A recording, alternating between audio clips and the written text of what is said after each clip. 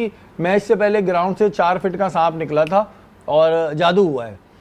नसीम भाई, इस तरह की बातें भी लोग फैलाने लगते हैं कि जी ये तो जादूगर बिठा देते हैं, वो जादू करते रहते हैं, जबकि बहैसियत मुसलमान हमें इस चीज़ को सोचना नहीं चाहिए, क्योंकि जादू बिल्कुल बरक है, लेकिन उसकी आयतें और सूरतें भी हैं, और बहैसियत मुसलमान अगर हम पढ़ के जा रहे हैं तो हमारी बात तो अल्लाह करेगा।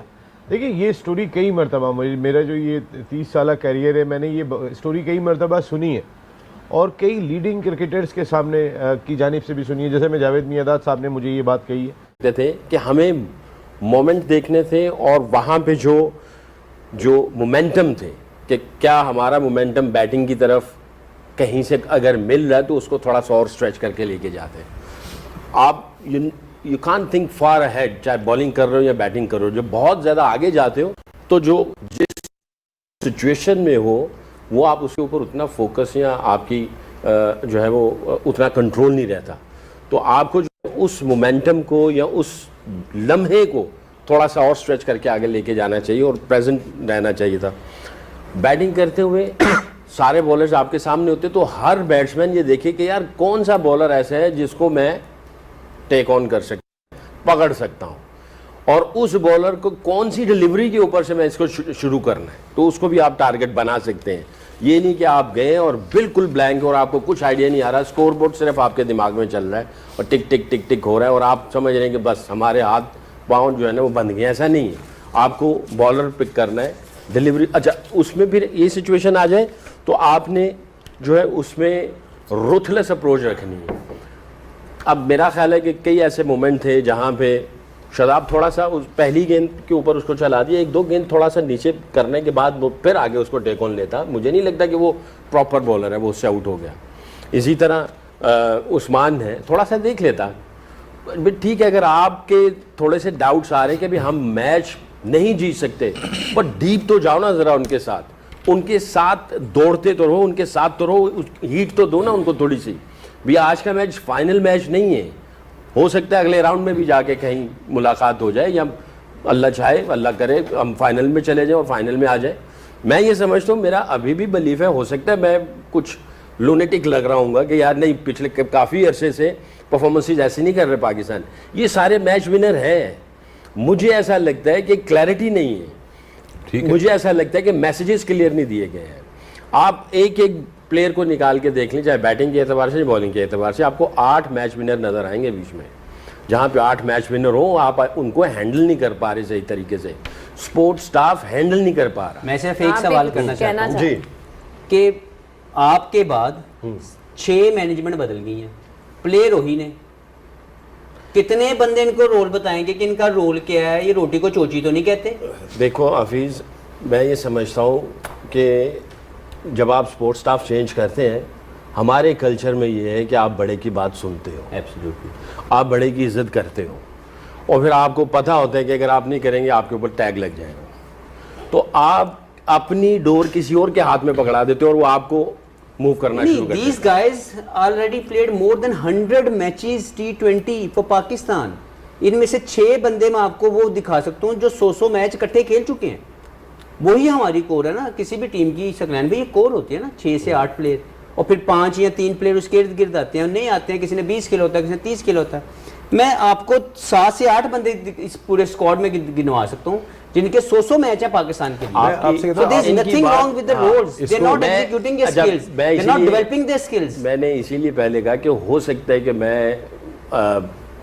लग रहा हूँ कि भी ये नहीं, आपकी बात ठीक है, मैं आपको बता सकता हूँ कि ये प्लेयरों में इतना पोटेंशियल है, आपकी बात बिल्कुल ठीक कर है। सकते हैं। आपने जो बात की है कि इनको इनके पोटेंशियल पे खेलने दिया जाए। वन फील्स कि जब ईशान किशन ने 85 कर दिया 8 ओवर में, Pakistan was chasing the game. उसके बाद हर आदमी जो है वो ये लग रहा था कि मैं अपना ओवर गुजार दूं। मैं आपसे यही सवाल पूछ लेता हूं कि अगर आप कोई चेंज लाना चाहेंगे, देखें अगर आप अपनी डेथ बॉलिंग को सीम में स्ट्रेंथन करना चाहते हैं तभी आपको उस्मान को फ्लोट करने का मौका मिलेगा, वरना आप उसी चीज़ पर रहेंगे कि हमें एक ऐसा bowler Usman as a bowler चाहिए जो डिफेंड करे, रोके रन। आप कहते हैं वो अटैकिंग बॉलर है। आप कोई ऐसा चेंज चाहेंगे जिससे पाकिस्तान की डेथ बॉलिंग स्ट्रांग हो जाए? क्योंकि आपने लास्ट कब देखा था कि पाकिस्तान 6 स्पिनर और हाफ फास्ट बॉलर से खेला। देखिए, पहली बात है कि मैच पहले जीता जाता है, एंड के 3 ओवर में नहीं जीता जा सकता। ठीक है। तो पहली बात ये समझे कि हमने पहले 9 ओवर में मैच खत्म करवा दिया था नहीं है। Because of bad tactics. हमारे पास हमारा जो ट्रम्प कार्ड कहा गया, जो सबसे ज्यादा वरी पॉइंट था, उसको हम 11वें ओवर में लेके आए। जब लेके आए तो मैच डन था, और जब वो भी बॉलिंग करने आया तो स्लिप नहीं थी। जय हिंद, स्वागत है दोस्तों आपका हमारे चैनल पर एक और लेटेस्ट वीडियो में। तो दोस्तों वीडियो आगे भी काफ़ी इंटरेस्टिंग होने वाली है, वीडियो को लास्ट तक जरूर देखिएगा। और हम आपके लिए ज़्यादातर पाकिस्तान के मेन स्ट्रीम मीडिया की एक से एक बढ़िया इंटरटेनिंग क्लिप लेकर आते रहेंगे। और पाकिस्तानी मीडिया ने, आपने देखा होगा किस तरह से वो कह रहे थे कि भारतीय खिलाड़ियों के बैट में कोई महंगी रबड़ लगी हुई है, उनकी क्वालिटी काफ़ी अच्छी होती है। तो दोस्तों रबड़ तो नहीं होती, टैलेंट के साथ साथ दोस्तों बैट की क्वालिटी अच्छा होना भी ज़रूरी होता है।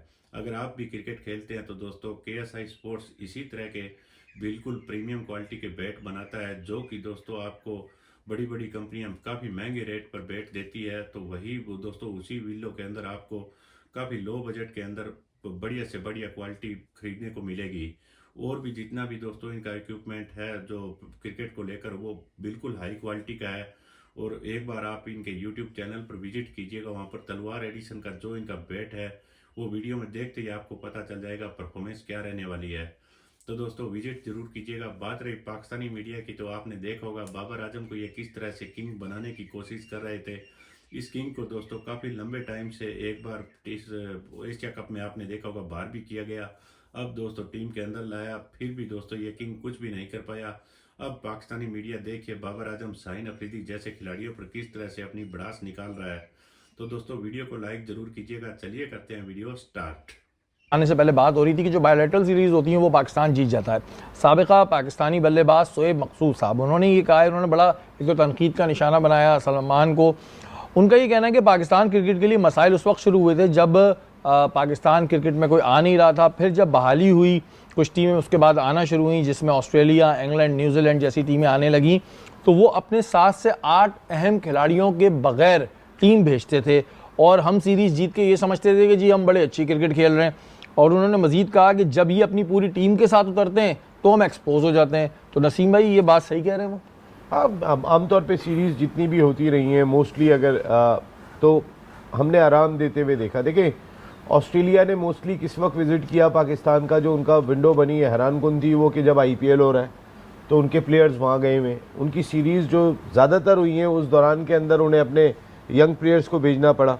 तो ये पाकिस्तान ने नहीं कहा था, ये उनकी अपनी मजबूरियाँ थी कि वो टीम भेजते थे। और हाँ, लेकिन इस बार जो हमने ऑस्ट्रेलिया को हराया था, गो क्या वो तो उनके प्लेयर थे ही नहीं, वो उन्होंने आराम थोड़ी दिया था। उनके टॉप फास्ट बॉलर जो तीनों हैं, ऑस्ट्रेलिया की पूरी टीम को हमने हराया था। सारे सर्कमस्टेंसेस अपनी जगह पर कि वो रात को आए थे, अगले दिन मैच खेला था, सब अपनी जगह। लेकिन हम ऑस्ट्रेलिया को 3-0 वाइट वॉश करके आ रहे हैं। कुछ तो कोई गैरतमंदाना परफॉर्मेंस जो है वो नज़र आती है। मतलब नबीबिया हमसे ज़्यादा स्कोर कर रहा है। मैं यही तो बात आपको कह रहा हूँ ना कि नबीबिया हमसे ज़्यादा स्कोर कर रहा है। और मैं बार बार ना ये स्कोर कार्ड देखे जा रहा हूँ और अपना मेरा खून खौल रहा है अपने बॉलर्स की परफॉर्मेंस देखकर और अपने बैट्समैन की परफॉर्मेंस देख के कि यार इनके लिए दुआएं कर रहे होते हैं, इनके लिए वो कर रहे होते हैं। किसी ने वो एक बात शोशे में छेड़ दी कि ज़ाहिर है बहुत सारे लोग हैं तो वो अपनी अपनी बातें करते हैं, जी मैच से पहले ग्राउंड से 4 फीट का सांप निकला था और जादू हुआ है। नसीम भाई, इस तरह की बातें भी लोग फैलाने लगते हैं कि जी ये तो जादूगर बिठा देते हैं, वो जादू करते रहते हैं। जबकि बहैसियत मुसलमान हमें इस चीज़ को सोचना नहीं चाहिए, क्योंकि जादू बिल्कुल बरक है लेकिन उसकी आयतें और सूरतें भी हैं। और बहैसियत मुसलमान अगर हम पढ़ के जा रहे हैं तो हमारी बात तो अल्लाह करेगा। देखिए ये स्टोरी कई मरतबा, मेरा जो ये 30 साल कैरियर है, मैंने ये स्टोरी कई मरतबा सुनी है और कई लीडिंग क्रिकेटर्स के सामने की जानिब से भी सुनी है। जैसे मैं जावेद मियांदाद साहब ने मुझे ये बात कही है, कह रहे हैं हाँ, उन्होंने कहा कि नहीं हम लोग फिर कोशिश करते थे, वो उस वक्त कहते थे कि हमें पता होता था कि इन्होंने ऐसा किया है और हम उस वक्त जो आपने अभी आयतों की बात की और मुख्तलिफ तरीके से उसका तोड़ भी ढूंढा करते थे। ये जावेद भाई ने बात कही थी। अगर जावेद भाई बात कह रहे हैं तो मैं क्रिकेट के मैदान में तो एक तस्दीक शुदा बात कहता हूँ और ये मेरे से बात करते हैं। तो इन्हें सबको चाहिए पढ़ फूक के जाएं, नमाज वमाज पढ़ के पढ़ फूक के जाएं और दुआओं के साथ जाएं। इतनी दुआओं की जरूरत होती है बेसिकली जादू की अगर बात, क्योंकि ये किसी ने शोशा छोड़ा होता तो मैंने ऐसी स्टेटस देख रहा था तो अलग अलग चीज़ें आ रही होती हैं। लेकिन बहैसियत मुसलमान हम इसको वजह नहीं रख सकते, ये हमारे लिए वजह नहीं है। बस सिर्फ ये बताएं कि अब टीम में जो टीम चली गई है वर्ल्ड कप में, इसमें अभी क्या चेंजेस आप समझते हैं कि होनी चाहिए? और अल्लाह ना करे अगर नबीबिया ने कुछ कर दिया, क्योंकि अभी जिस तरह हम खेल रहे हैं तो हम कुछ नहीं कह सकते, तो फिर क्या होगा? फिर यही होगा कि हमारी टीम जो है वो घर टाटा वापस बाय बाय आएगी। हो। हाँ, वापस आ जाएंगे। फिर जो है घर वापस आना पड़ेगा यकीनन। लेकिन अभी भी देखें, मौका है। नमीबिया वाला मैच अगर हम अच्छे मार्जिन से जीतें तो कहीं ना कहीं हमारी स्टोरी बेहतर हो सकती है। रिप्लेसमेंट्स की जहाँ आपने बात करी, तो बाबर आजम को बाहर बिठा के आप ख्वाजा नाफे को भी खिला सकते हैं, आपके पास फ़खर जमान भी है, बट डिपेंड करता है कि आप फिर क्या चेंजेस करते हैं अपने बैटिंग ऑर्डर में। अगर आपने 4 पे ही खिलाना है तो फ़खर जमान बेंच पे हैं। गो के फ़खर जमान की भी परफॉर्मेंस उस तरीके से अच्छी नहीं रही T20 में, लेकिन still I think it is high time कि अब बाबर के बियॉन्ड हमें देखना चाहिए। शाहीन को रिप्लेस करने के लिए आपके पास नसीम है, सलमान मिर्ज़ा हैं। सलमान मिर्ज़ा की जो वेरिएशंस हैं वो T20 में काफ़ी काम आई हैं हमारे। रिसेंटली उन्होंने अच्छी बॉलिंग की है, तो रिप्लेसमेंट बेंच पे मौजूद है। मसला ये है कि आपको इस स्टार कल्चर से बाहर आना है।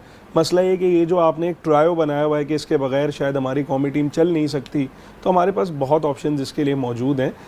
You have to look beyond them. हर दफ़ा जो है ना, इन तीनों ने आके आपको नहीं जिताना। हर दफ़ा क्या है, इन्होंने जितवाया ही नहीं है कभी किसी की क्रूशल मोमेंट पे। तो मेरा ख्याल है कि एक बोल्ड मूव जो है ना वो करना पड़ेगा माइक हैसन को भी और आगा सलमान को भी। अच्छा, ये नसीम भाई, जैसे कि इन्होंने तब्दीलियों की बात की, और अगर इनको लग रहा था कि नसीम शाह, वो अपना शाहीन शाह नहीं चल रहा है, तो नसीम शाह को लाना चाहिए था।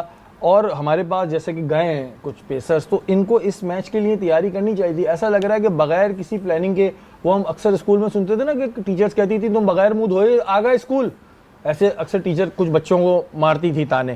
तो ये ऐसे लग रहे थे कि बगैर किसी तैयारी के, बगैर किसी प्लानिंग के ग्राउंड में उतर गए और बस आओ चलो खेलते हैं, और डरे हुए बच्चों की तरह, खौफ जैसे खौफ खाए बच्चे जो हैं ये आ रहे हैं। तो उसके बाद फिर जो वहाँ वो दो मुंह के सांप बैठे हुए हैं इंडिया में, उनको तो और मौका मिल गया।